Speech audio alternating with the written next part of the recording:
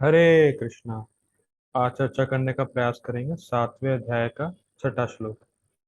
देखिए क्या था, अभी तक हम लोग क्या पढ़ते हुए आ रहे हैं। 7.1 में था मय्यासक्त मनः पार्था, हे अर्जुन अपने मन को मुझ में आसक्त करो। तो 7वें अध्याय के दूसरे श्लोक में भगवान ने कहा था मैं ऐसा ज्ञान और विज्ञान बताऊंगा जिसको जान के तुम्हें और कुछ भी नहीं जानने को रह जाएगा। फिर तीसरे श्लोक में बताया था कि बहुत ही कोई बिरला होता है, हजारों लाखों में कोई एक व्यक्ति जो मुझे जान पाता है। तो 7.4 में भगवान ने अपनी भौतिक शक्ति के बारे में बताया था। आठ तत्व, अर्थ वाटर फायर एयर ईथो ईथर, माइंड इंटेलिजेंस ईगो। फिर कल के श्लोक में भगवान ने जीव शक्ति के बारे में बताया था, जो कि पराशक्ति है और भौतिक प्रकृति से परे है। ठीक है, भौतिक प्रकृति से उच्चतर है, सुपीरियर है। ठीक। आज के श्लोक में भगवान बताएंगे कि जो भौतिक प्रकृति या भौतिक शक्ति है और जो जीव शक्ति है, उन दोनों का सोर्स मैं हूँ। हम लोगों ने क्या पढ़ा था, भगवान अपनी शक्ति के बारे में बताएंगे और शक्ति का भगवान से क्या संबंध है वो बताएंगे। तो भगवान ने दो शक्ति के बारे में बता दिया है, भौतिक शक्ति और जीव शक्ति। आज बता रहे हैं कि उन दोनों शक्तियों का संबंध भगवान से क्या है। भगवान उसके सोर्स हैं दोनों शक्तियों के, भगवान ये खुद बता रहे हैं। ठीक है, पढ़ते हैं, देखिए। एतद्योनिनि भूतानि सर्वाणि इत उपधारय अहं कृष्णस्य जगतः प्रभवः प्रलयस्तथा। एतद्योनिनि भूतानि सर्वाणि इति उपधारय अहं कृष्णस्य जगतः प्रभवः प्रलयस्तथा। देखिए शब्दार्थ देखिए।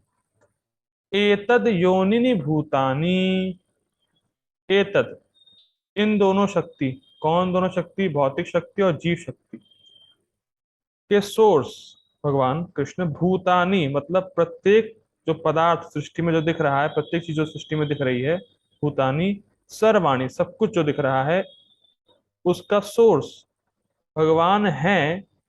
उपधारया, इसको समझो अर्जुन। जो दोनों शक्ति हैं, भौतिक शक्ति जीव शक्ति, और जो कुछ भी तुम्हें इस जगत में दिख रहा है उसका सोर्स भगवान कृष्ण है। उपधारया, इसको उपधारण, उसको धारण करो अर्जुन, इसको समझो। Try to understand that Krishna is the source of all the manifestation. ठीक। अहम कृष्णस्य जगतः, अहम मतलब मैं, कृष्णस्य सभी कुछ इस जगत का, प्रभवः उद्गम स्थान, मतलब ये सारा जगत जो दिख रहा है वो सब कुछ भगवान से आता है या भगवान से आया है। और प्रलय तथा, प्रलय के बाद भी भगवान में ही प्रवेश कर गया। तुम लोग क्या पढ़े, एतद योनिनि भूतानि सर्वाणि उत उपधारयः। जो दोनों शक्ति हैं और जो कुछ भी हमें दिख रहा है इस जगत में, अहम कृष्ण से जगतः, उसका अहम मतलब उसका सोर्स, अहम मतलब मैं, भगवान कृष्ण कह रहे हैं मैं हूं। उपधारया, इसको समझो अर्जुन। और प्रलयस तथा, और इस जगत के प्रलय होने के बाद भी सब कुछ भगवान में जाके मिल जाएगा, भगवान में प्रवेश कर जाएगा। तो सब कुछ भगवान से, भगवान कृष्ण से आया है और सब कुछ प्रलय के बाद भगवान कृष्ण में चला जाएगा। ठीक। देखिए ये बात लोगों को समझ में नहीं आती है। बहुत से लोग होते हैं और लोग कहते हैं कि सब कुछ निराकार से आया है, लेकिन यहाँ बिल्कुल स्पष्ट भगवान कह रहे हैं अहम कृष्णस्य जगतः प्रभवः। जो कुछ भी तुम देख रहे हो उसका सोर्स अहम, मैं कृष्ण हूं, पर्सन हूं, मैं कृष्ण। सब कुछ मुझसे आया है, सब कुछ जो भी तुम देख रहे हो इस जगत में, एक एक चीज भगवान से आई। ठीक है, कुछ निराकार से नहीं आया है। बिल्कुल स्पष्ट ये श्लोक दिखा रहा है, भगवान कह रहे हैं कि सब कुछ मुझसे आया है। और जो सो कॉल्ड साइंटिस्ट हैं वो कहते हैं सब बिग बैंग से आया, कुछ फूटा निकल आया। लेकिन हम देख रहे हैं भगवान बिल्कुल स्पष्ट कर रहे हैं कि मुझसे ही सब कुछ आया है, सब कुछ मुझसे आया जो तुम देख रहे हो, सब कुछ टोटल। और साइंटिस्ट तो ये रिसर्च भी नहीं करते, रिसर्च नहीं करते वो कि प्रलय के बाद क्या होगा। वो सोचते हैं सोर्स क्या है, लेकिन जब प्रलय होगा उसके बाद क्या होगा, ऐसा कोई धारणा है नहीं साइंटिस्टों की, और जो भी धारणा करते हैं सोर्स का भी, वो भी सब गलत है। तो साइंटिस्ट तो महामूर्ख रास्कल, उनको तो कुछ भी नहीं पता, कुछ भी नहीं, सिर्फ मन गढ़ंत चीजें निकालते रहते हैं, समेटते रहते हैं, निकालते समेटते रहते हैं, उनका और कोई काम ही नहीं। ठीक है, आगे पढ़ते हैं।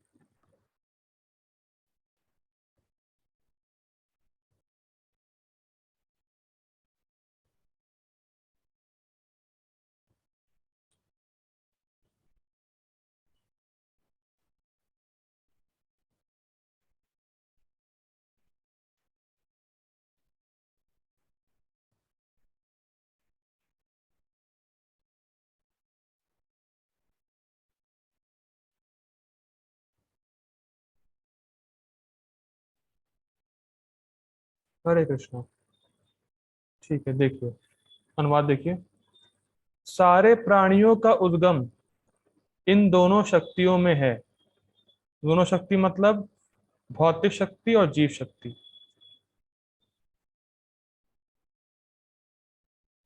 क्या आपको ये दिख रहा है? कोई कह रहा है अच्छा हुआ साइंटिस्ट नहीं बने। हाँ, कृपा है कृष्ण की। ठीक है, देखिए। ठीक है, आपको दिख रहा है दोनों शक्ति मतलब भौतिक शक्ति और जीव शक्ति। इस जगत में अपरा और परा शक्ति ही है। आपको, आप ये देख पा रहे हैं, कुछ चीजें जड़ हैं, कुछ चीजें चलायमान हैं, कुछ चीजें कॉन्शियस हैं, कुछ चीजें जड़ हैं। तो इस जगत में सिर्फ अपराशक्ति और पराशक्ति है, और उन दोनों के सोर्स, उन दोनों के उद्गम, उसके पीछे भगवान कृष्ण। ठीक। इस जगत में जो कुछ भी भौतिक तथा आध्यात्मिक है, उसकी उत्पत्ति तथा प्रलय मुझे ही जानो। मुझे मतलब कृष्ण को जानो। कोई निराकार, कोई बिग बैंग, कोई फलाना, कोई धमाका, कुछ नहीं। कृष्ण को जानो, कृष्ण ही है। ठीक। गीता भूषण टीका। इन दोनों शक्तियों के द्वारा भगवान पूरे जगत की सृष्टि करते हैं। ठीक। यह जानो कि सभी स्थावर और जंगम वस्तुएं इन्हीं दोनों शक्तियों से उद्भूत होती। स्थावर मतलब जो चल नहीं सकती हैं, जड़। और जंगम मतलब जो चल सकती हैं। उद्भूत मतलब प्रकट होती। ठीक है, मतलब कुछ चीजें जड़ हैं, कुछ चीजें कॉन्शियस हैं। उन सब और वो सब दोनों, वो अपराशक्ति और पराशक्ति ही है। ठीक है, आगे पढ़ते हैं। निकृष्ट शक्ति को क्षेत्र और उत्कृष्ट शक्ति को क्षेत्रज्ञ कहा जाता है। ठीक है, इसका मतलब देखिए क्या है। हम लोग 13वें अध्याय में पढ़ेंगे क्षेत्र और क्षेत्रज्ञ। तो निकृष्ट को कहा जा रहा है क्षेत्र। क्षेत्र मतलब आपका शरीर। जैसे उदाहरण के तौर पे एक खेत है, तो खेत निर्जीव है, जड़ है, कॉन्शियस नहीं है खेत। लेकिन उसको मैं या माली उस पे खेती कर रहा है, तो उस खेत के बारे में वो जो खेती कर रहा है व्यक्ति, वो जानने वाला है, तो उसको बोलते हैं क्षेत्रज्ञ। तो क्षेत्रज्ञ कौन हुआ? माली। क्षेत्र और ग, क्षेत्र मतलब फील्ड और ग मतलब जानने वाला। तो जो व्यक्ति खेत में खेती कर रहा है, वो खेत को जानता है और वो कॉन्शियस है, तो वो क्षेत्रज्ञ हो गया। और जो जो खेत है वो क्षेत्र है, वो उसमें कोई कॉन्शियस नहीं, वो उसमें कोई ज्ञान शक्ति नहीं है, तो वो जड़ है, उसको बोलते हैं क्षेत्र। तो क्षेत्र मतलब जड़ वस्तु। जैसे ये शरीर जड़ है, लेकिन इसमें क्षेत्रज्ञ, मैं आत्मा हूं, कॉन्शियस हूं कि मैं ये शरीर हूं। सॉरी, हरे कृष्णा। मैं कॉन्शियस हूं मेरे शरीर के प्रति, कि मैं अपने शरीर को जानता हूं। बात समझ में आ रही है? इस शरीर में कोई दुख आएगा, तो उसको मैं अनुभव कर रहा हूं। मैं मतलब जीवात्मा शरीर के सुख दुख को अनुभव कर रही है, अपने सुख दुख के, अपने शरीर के सुख दुख के बारे में जानती। उसी प्रकार से जो व्यक्ति खेती कर रहा है, वो अपने खेत में क्या उग रहा है, क्या नष्ट हो रहा है, वो जानता है। तो ये शरीर हो गया क्षेत्र, और शरीर को जानने वाली आत्मा हो गई क्षेत्रज्ञ। ठीक। तो जो क्षेत्र है वो निकृष्ट है, मतलब वो जड़ है। अर्थ, वाटर, फायर, एयर, ईथर, ये सब जो भौतिक एलिमेंट है, इससे बना है ये शरीर, जो कि क्षेत्र है, जड़ है। और क्षेत्रज्ञ जो है उत्कृष्ट है, स्पिरिचुअल है, कॉन्शियस है। इतनी बात समझ में आती है? तो क्षेत्रज्ञ मतलब जो क्षेत्र को जानता है, वो हो गया जो खेती करने वाला इंसान है, वो जीवात्मा हो गई, वो की स्पिरिचुअल है, वो सुपीरियर है। और जो जड़ है वो क्षेत्र हो गया, जो खेत हो गया वो जड़ है, वो क्षेत्र हो गया, और वो इंफीरियर है, वो भौतिक है। ठीक, आगे पढ़ते हैं। और यह सभी वस्तुओं का कारण है, मतलब अगर जीव इस शरीर से चला जाएगा तो शरीर नष्ट हो जाएगा। ठीक, परंतु यह दोनों शक्तियां मेरी हैं। दोनों मतलब जड़ या भौतिक प्रकृति या जीवात्मा जीव शक्ति, वो दोनों ही भगवान कृष्ण की हैं और मुझसे आती हैं। देखिए, अब इसको सुन के आप ये मत सोचिएगा कि माया भगवान से कब आई। जैसे बोला गया ये दोनों शक्तियां मुझसे आती हैं, तो ये मत सोचिएगा कि भगवान से माया कब आई। क्या माया भगवान से कभी आती है? नहीं आती। तो भगवान यहाँ पे क्यों बोल रहे हैं मुझसे आती है? बस समझाने के लिए। ये दोनों ही शक्तियां भगवान की है, इसमें नो डाउट। लेकिन जब कह रहे हैं आती है, तो मतलब दोनों शक्तियां शाश्वत हैं। जीव भी और माया भी शाश्वत है। लेकिन भले ही ये शाश्वत हैं, लेकिन इन दोनों एनर्जी की सत्ता या एग्जिस्टेंस कृष्ण पर ही आधारित है। क्या ये सूक्ष्म पॉइंट समझ में आ रहे हैं? जैसे मैं अपने हाथ को हिलाऊंगा, तो जो हाथ की शैडो है वो मेरे हाथ के चलने के हिसाब से चलेगी। इतनी बात समझ में आती है?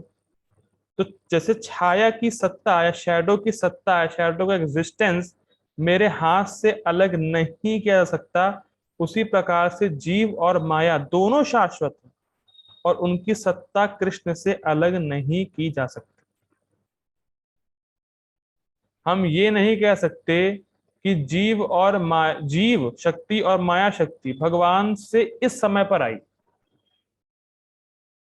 You can not count the time कब आया। एक सर्टेन टाइम था जब भगवान थे और तब माया आ गई, तब जीव आ गया ना। इटर्नल है वो, शाश्वत है। तो आप गिन नहीं सकते, काउंट नहीं कर सकते टाइम को कब आए। क्योंकि अगर आप कहेंगे कि वो इस सर्टेन टाइम पे आए, तो एक क्वेश्चन बन जाएगा कि भाई जब भगवान स्पिरिचुअल है तो उनसे कुछ जड़ कैसे आया? तो जब भगवान पूरी तरीके से चिन्मय है, तो पदार्थ या भौतिक प्रकृति भगवान से कैसे आई? कृष्ण कृष्ण तो स्पिरिचुअल हैं और माया जड़ है, लेकिन शाश्वत रूप से माया कृष्ण की शक्ति है और उनसे भिन्न भी है। हम लोग पहले पढ़ चुके हैं, मैं फिर रिपीट कर रहा हूं। ये जगत भगवान से आया है, पर भगवान नहीं है। जैसे प्रभुपाद जी से एक लेडी ने पूछा कि ये जगत कितना खराब है, कितना दुखमयी है, और भगवान कितने अच्छे हैं, तो ये जगत भगवान से कैसे आया? तो प्रभुपाद जी का उत्तर बड़ा ही थोड़ा सा अटपटा था, लेकिन बड़ा जबरदस्त था। उन्होंने कहा, प्रभुपाद जी ने, आप कितनी सुंदर स्त्री हैं, लेकिन फिर भी आप मल और मूत्र त्यागती तो ही ना। आप बड़ी सुंदर दिख रही हैं और सुंदर हैं भी, लेकिन फिर भी आप मल और मूत्र त्यागती हैं। तो उसी प्रकार से ये जगत भगवान का मल मूत्र है। सोचिए। ठीक। और उदाहरण देते हैं एक, महाराज जी भी कहते हैं उदाहरण, कहते हैं जैसे गाय और गोबर। तो गाय है और गोबर है, तो गोबर ही गाय नहीं बन जाती। बात समझ में आ रहा है? जैसे ऐसा नहीं कह सकते कि मैं मान लीजिए बहुत सारा किलो गोबर लेके अपने घर पे रख दिया और मैं कहूँ यही गाय है। तो गोबर गाय नहीं है, लेकिन गाय से गोबर आया है, तो गाय की भिन्ना प्रकृति, अलग प्रकृति गोबर, और गोबर गाय पर आधारित है कि गाय का गोबर। समझ में आ रही? तो भिन्ना प्रकृति जो गोबर है वो गाय की भिन्ना प्रकृति हो। ऐसा नहीं कह सकते कि मैं गोबर लेके आऊं यही गाय हो गई ना, लेकिन गोबर से ही गाय, वो सॉरी, गाय से ही गोबर आया, और गोबर की सत्ता गाय पर आश्रित है। ठीक, बात समझ में आ रही होगी? तो सब कुछ भगवान नहीं है, लेकिन सब में भगवान है। तुलना के बात ये, ठीक है, आगे पढ़ो। अतएव मैं अकेला ही प्रकृति के द्वारा इस जगत के प्रकटीकरण का कारण हूं। मैं अकेला ही मतलब भगवान कृष्ण ही,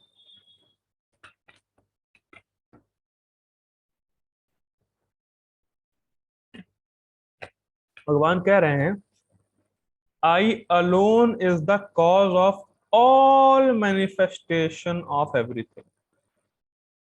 प्रभुपाद जी कहते हैं कि एक मायावादी को यही समझ में नहीं आता कि एक अकेला व्यक्ति इतने पूरे जगत का कारण कैसे हो सकता है।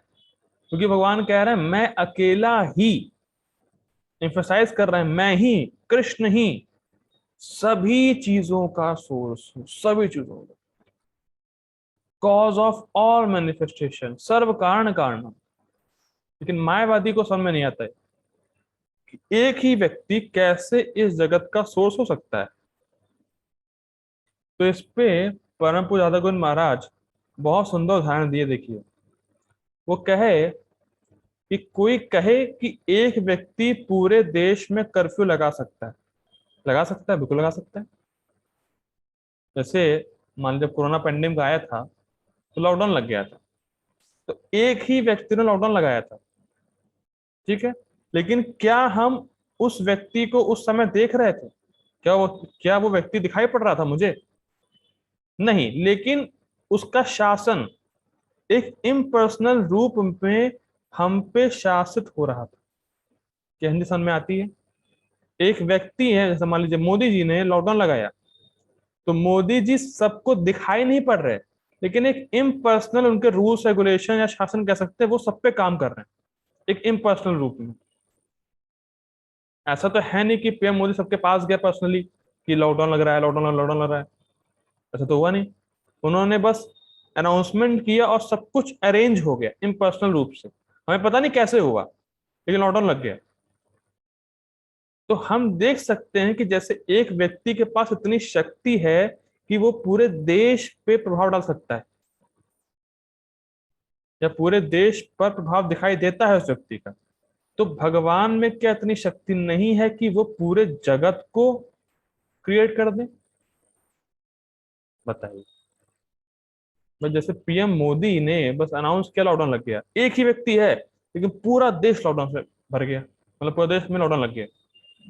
अब कोई कहीं इधर उधर नहीं जा रहा है। और बस उनके उनके बोलने मात्र से उन्होंने बोला, और कैसे क्या अरेंजमेंट हुआ कि लॉकडाउन लग गया, क्या रूल है, किसने कहा कौन क्या काम किया, हमें नहीं पता। लेकिन इम्पर्सनल रूप में एक शासन हम पे लगाया गया कि आप घर से बाहर निकलेंगे तो आपको फाइन पड़ेगा। एक ही व्यक्ति का पावर हर जगह फैला हुआ है। ठीक, तो क्या भगवान इतने कमजोर हैं कि वो पूरे जगत का क्रिएशन नहीं कर सकते अकेले?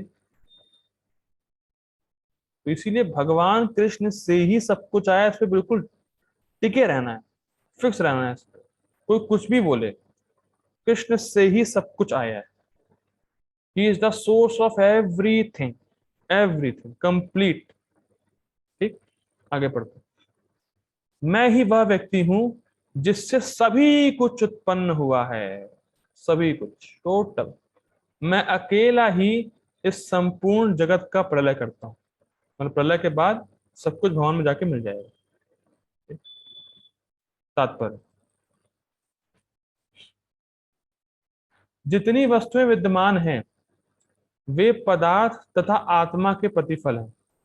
देखिए, इस जगत में आप जड़ और चेतन ही देख रहे हैं हर जगह।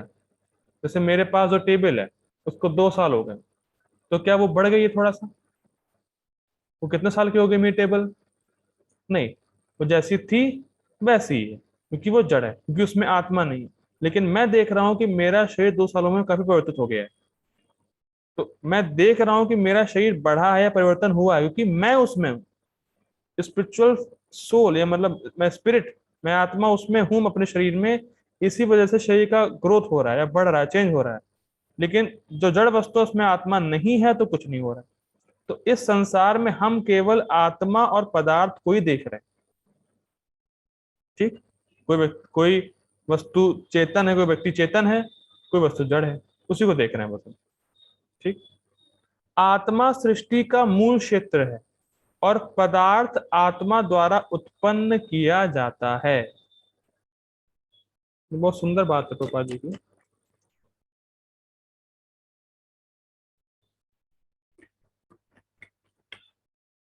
प्रभुपाद जी यहाँ कह रहे हैं, life comes from life, life does not come from chemical, so called scientist आजकल से दिस। प्रभुपाद जी बहुत सुंदर बात बोलते हैं, एग्जाम्पल देते हैं लेक्चर में एक। वो कहते हैं कि देखिए नींबू का पेड़ है, तो नींबू के पेड़ में अगर आत्मा होती है तभी नींबू आ रहा है और तभी उस नींबू में रस आ रहा है। अगर आत्मा नहीं हो उस पेड़ में तो नींबू नहीं होगा। तो केमिकल बाद में आया, नींबू में सिट्रिक एसिड बाद में आया, जब पहले आत्मा थी तभी केमिकल आया। So life comes from chemical, sorry, Hare Krishna Hare Krishna, life comes from life, life does not come from chemical. माफ कीजिएगा, क्षमा कीजिएगा, मैं फिर रिपीट कर रहा हूं। लाइफ कम्स फ्रॉम लाइफ और chemicals come from life. Chemicals life से आए, केमिकल्स से लाइफ नहीं है। ठीक है, आज के मॉडर्न साइंटिस्ट ऐसा बोलते हैं, और मैंने देखा भी एक स्कूल की बुक में ऐसा लिखा हुआ है। गलत पढ़ाया जा रहा है बच्चों को कि भाई केमिकल से लाइफ लाइफ आई है। देखिए कितना गलत पढ़ाया जा रहा है। एक सिंपल सा, अगर प्रभा जी कहते हैं, अगर इस जगत को देखें, भगवान ने जो क्रिएट किया उसको अगर थोड़ा सा माइन्यूटली ऑब्जर्व करें तो हर व्यक्ति समझ सकता है कि भगवान कृष्ण इसका सोर्स है, या कोई व्यक्ति इसका सोर्स है। अगर थोड़ा सा हल्का भी दिमाग लगाए, हल्का भी ऑब्जर्व करे, तो समझ जाएगा कि life come from life, life does not come from chemical. थोड़ा दिमाग भी लगाएगा तो पदार्थ की सृष्टि के पीछे एक कॉन्शियस पर्सन है, एक जीव आत्मा है, और वो कृष्ण है।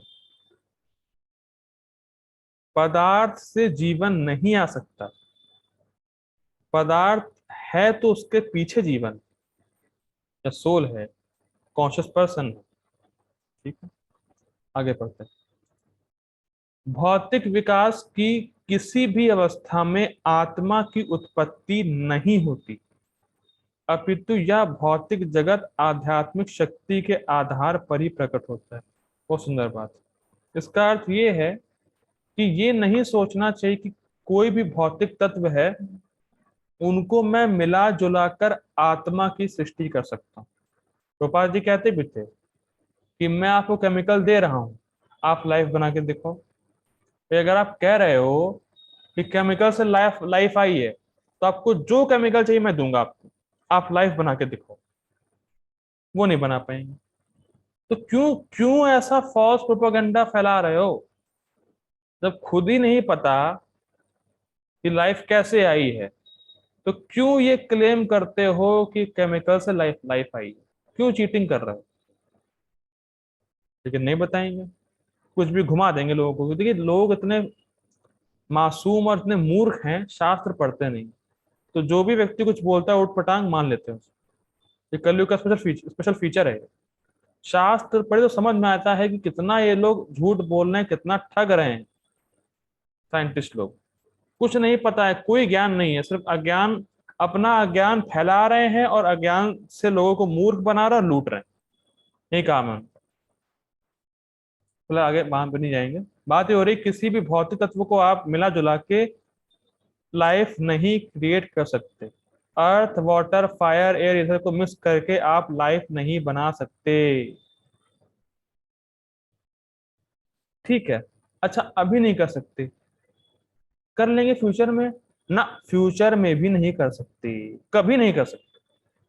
ना अभी कर सकते हो ना बाद में कर सकते हो। तो ये आश्वासन कभी मत दो भैया साइंटिस्ट लोग कि मैं बाद में लाइफ बना लूंगा। अभी थोड़ा टाइम चाहिए, थोड़ा और ऑब्जर्वेशन कर रहा हूँ, थोड़ा और एक्सपेरिमेंट कर रहा हूँ। क्योंकि भगवान बोल चुके हैं, ऐसा कोई समय नहीं है जब आत्मा नहीं थी, और ये आत्मा अभी हो गई है या हो जाएगी। आत्मा शाश्वत है, ना तो भौतिक पदार्थ से ही उत्पन्न हो सकती है, और ना भौतिक पदार्थ से नष्ट हो सकती। और वो आत्मा और कोई नहीं, हम सब है। जब यहाँ पे आत्मा की बात हो रही तो ये नहीं कि वो आत्मा अलग है, हम ही सब है, हमारी बात हो रही है। ठीक है, आगे पढ़ते हैं। इस भौतिक शरीर का इसलिए विकास हुआ क्योंकि इसके भीतर आत्मा उपस्थित है। तो स्पष्ट है, एक बालक धीरे धीरे बढ़कर कुमार तथा अंत में युवा बनता है क्योंकि उसके भीतर आत्मा उपस्थित है। इसी प्रकार इस विराट ब्रह्मांड की समग्र सृष्टि का विकास परमात्मा विष्णु की उपस्थिति के कारण होता है। देखिए, श्रीमद् भागवतम के दूसरे स्कंद में देखेंगे, अगर आप पढ़ेंगे तो ये पाएंगे, देखते हैं हम लोग कि ये जगत की सृष्टि हो गई और होने के बाद कुछ भी चल नहीं रहा था, कुछ भी नहीं हो रहा था। तो भगवान परमात्मा के रूप में सभी जगह स्थित हुए अपनी शक्तियों के साथ, तब ये जगत कार्य करना शुरू किया, तब ये जगत एक्टिवेट हुआ। तब पढ़ेंगे दूसरा स्कंद तो पाएंगे कि सृष्टि हो गई थी, सब कुछ हो गया था, लेकिन कुछ काम नहीं चल रहा था, कुछ चल नहीं रहा था, कुछ एक्टिवेट नहीं था।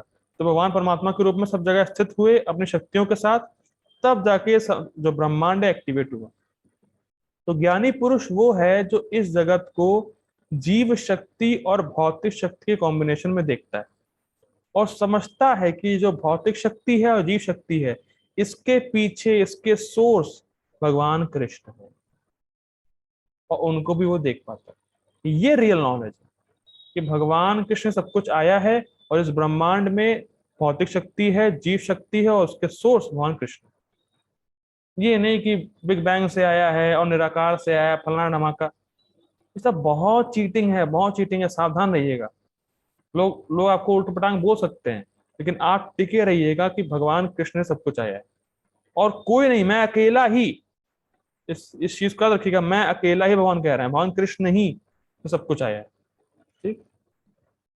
अतः आत्मा तथा पदार्थ मूलतः भगवान की दो शक्तियां हैं जिनके संयोग से विराट ब्रह्मांड प्रकट होता है। स्पष्ट है। अतः भगवान ही सभी वस्तुओं के आदि कारण है। भगवान का अंश रूप जीवात्मा भले ही किसी गगनचुंबी प्रसाद प्रासाद प्रसाद मतलब महल, गगनचुंबी महल या किसी महान कारखाने या किसी महानगर का निर्माता हो सकता है, किंतु वह विराट ब्रह्मांड का कारण नहीं हो सकता। ठीक। इस विराट ब्रह्मांड का सृष्टा भी विराट आत्मा परमात्मा है, और परमेश्वर कृष्ण विराट तथा लघु दोनों ही आत्माओं के कारण है। विराट और लघु आत्मा मतलब, विराट आत्मा मतलब परमात्मा और लघु आत्मा मतलब जीवात्मा। तो भगवान कृष्ण ही परमात्मा के भी सोर्स हैं और जीवात्मा के भी सोर्स हैं। भगवान का स्वांश परमात्मा है कृष्ण का, और कृष्ण का विभिन्न अंश जीवात्मा। तो हम लोग पढ़ चुके हैं ये। ठीक है। अतः वे समस्त कारणों के कारण है। इसकी पुष्टि कठोपनिषद में हुई है। नित्यो नित्यानाम चेतनश्चेतनानाम। नित्यो नित्यानाम मतलब जीव नित्य है, भगवान भी नित्य है। चेतनश्चेतनानाम, जीव चेतन है, कॉन्शियस है, भगवान भी चेतन है। तो इससे एक बात समझ में आ रही है, जीव नित्य और चेतन है, तो मुक्ति के बाद भी ऐसे ही नित्य और चेतन रहेगा, भगवान में लीन होने का फंडा नहीं है। नित्यो नित्यानाम चेतनश्चेतनानाम एको वो बहुनाम यो विदधाति कामाम। ये पूरा श्लोक।